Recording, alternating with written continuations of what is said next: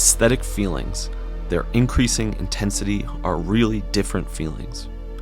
The aesthetic feelings offer us a still more striking example of this progressive stepping in of new elements, which can be detected in the fundamental emotion and which seem to increase its magnitude, although in reality they do nothing more than alter its nature. Let us consider the simplest of them, the feeling of grace. At first, it is only a perception of a certain ease, a certain facility in the outward movements. And as these movements are easy, which prepare the way for others, we are led to find a superior ease in the movements which can be foreseen, in the present attitudes in which future attitudes are pointed out and, as it were, prefigured.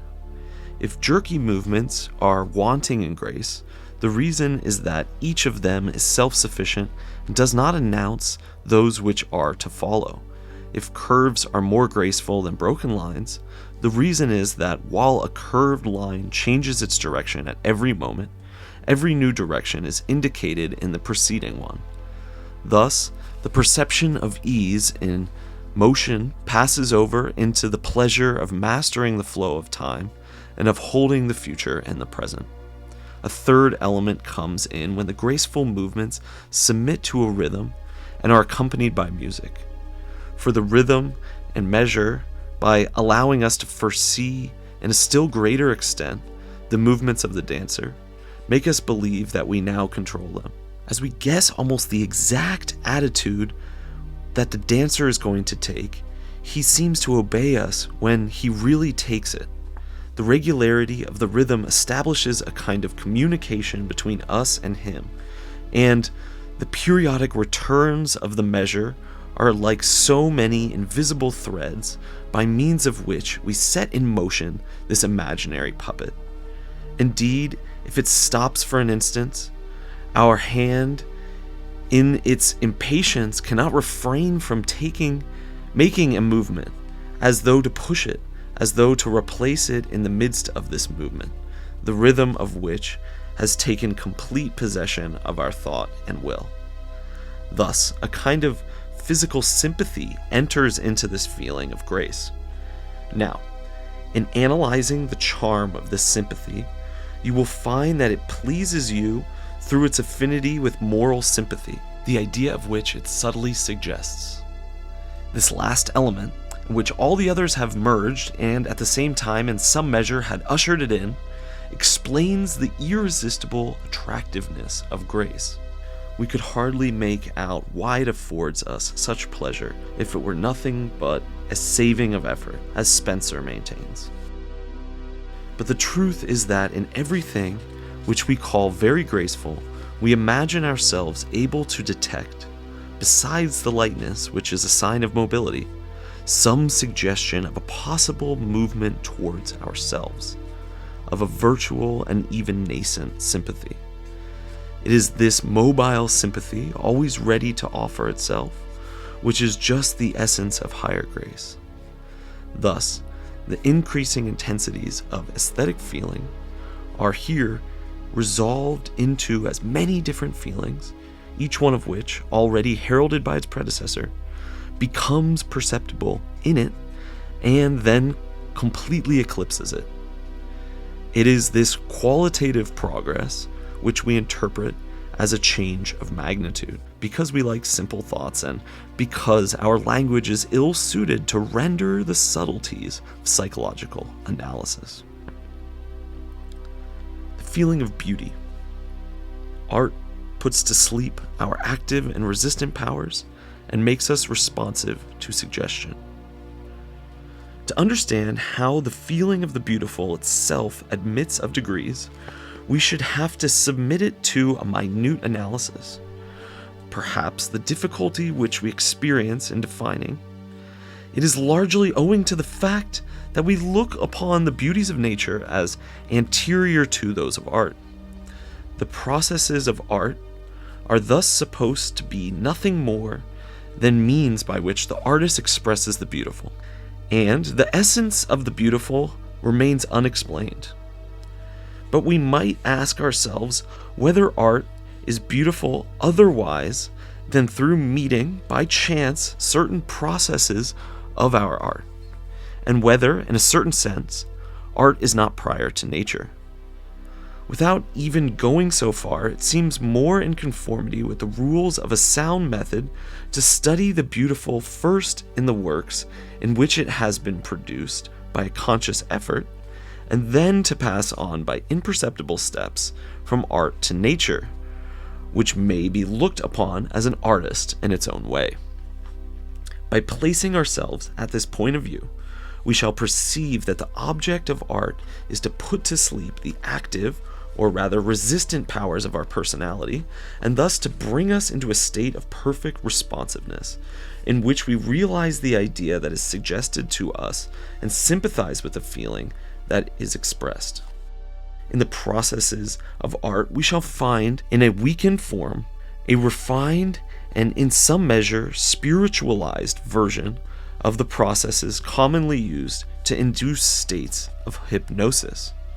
Thus, in music, the rhythm and measure suspend the normal flow of our sensations and ideas by causing our attention to swing to and fro between different points, and they take hold of us with such force that even the faintest imitation of a groan will suffice to fill us with the utmost sadness. If musical sounds affect us more powerfully than the sounds of nature, the reason is that nature confines itself to expressing feelings, whereas music suggests them to us. Whence, indeed, comes the charm of poetry. The poet is he with whom feelings develop into images, and the images themselves into words which translate them while obeying the laws of rhythm. In seeing these images pass before our eyes, we, in our turn, experience the feeling which was, so to speak, their emotional equivalent. But we should never realize these images so strongly without the regular movements of the rhythm by which our soul is lulled into self-forgetfulness and, as in a dream, thinks and sees with the poet. The plastic arts obtain an effect of the same kind by the fixity which they suddenly impose upon life, and which a physical contagion carries over to the attention of the spectator.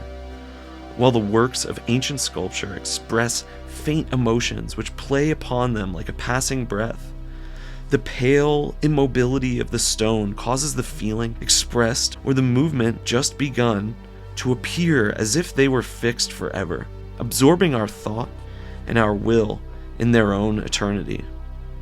We find in architecture, in the very midst of this startling immobility, certain effects analogous to those of rhythm, the symmetry of form, the indefinite repetition of the same architectural motive, causes our faculty of perception to oscillate between the same and the same again, and gets rid of those customary, incessant changes which in ordinary life bring us back without ceasing to the consciousness of our personality. Even the faint suggestion of an idea will then be enough to make the idea fill the whole of our mind. Thus, art aims at impressing feelings on us rather than expressing them. It suggests them to us, and willingly dispenses with the imitation of nature when it finds some more efficacious means. Nature, like art, proceeds by suggestion, but does not command the resources of rhythm. It supplies the deficiency by the long comradeship based on influences received in common by nature and by ourselves, of which the effect is that slightest indication by nature of a feeling arouses sympathy in our minds, just as a mere gesture on the part of the hypnotist is enough to force the intended suggestion upon a subject accustomed to his control.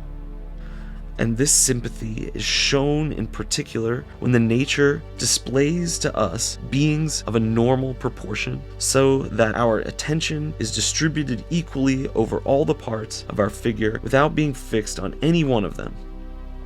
Our perceptive faculty then finds itself lulled and soothed by this harmony, and nothing hinders any longer the free play of sympathy, which is ever ready to come forward as soon as the obstacle in its path is removed.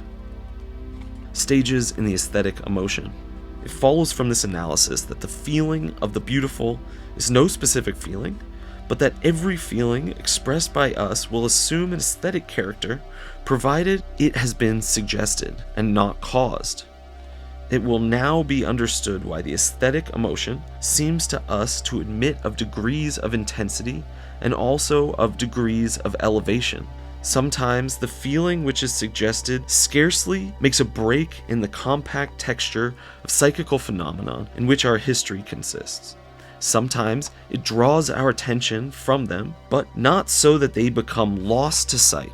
Sometimes, finally, it puts itself in their place, engrosses us, and completely monopolizes our soul. They are thus distinct phases in the progress of an aesthetic feeling, as in the state of hypnosis, and these phases correspond less to variations of degree than to differences of state or of nature. But the merit of a work of art is not merely so much by the power with which the suggested feeling takes hold of us, as by the richness of this feeling itself. In other words, besides degrees of intensity, we instinctively distinguish degrees of depth or elevation. If this last concept be analyzed, it will be seen that the feeling and thoughts which the artist suggests to us express and sum up a more or less considerable part of his history. If the art which gives only sensations is an inferior art, the reason is that analysis often fails to discover in a sensation anything beyond the sensation itself. But the greater number of emotions are instinct with 1,000 sensations, feelings, or ideas which pervade them. Each one is then a state, unique of its kind and indefinable. And it seems that we should have to relive the life of the subject who experiences it if we wish to grasp it in its original complexity. Yet the artist aims at giving us a share in this emotion, so rich, so personal, so novel, and at enabling us to experience what he cannot make us understand. This he will bring about by choosing, among the outward signs of his emotions, those which our body is likely to imitate mechanically, though slightly, as soon as it perceives them, so as to transport us all at once into the indefinable psychological state which called them forth. Thus will be broken down the barrier imposed by time and space between his consciousness and ours, and the richer in ideas and the more pregnant with sensations and emotions is the feeling within whose limits the artist has brought us, the deeper and the higher shall we find the beauty thus expressed. The successive intensities of the aesthetic feeling thus correspond to changes of state occurring in us, and the degree of depth to the larger or small degree of elementary psychical phenomenon which we dimly discern in the fundamental emotion.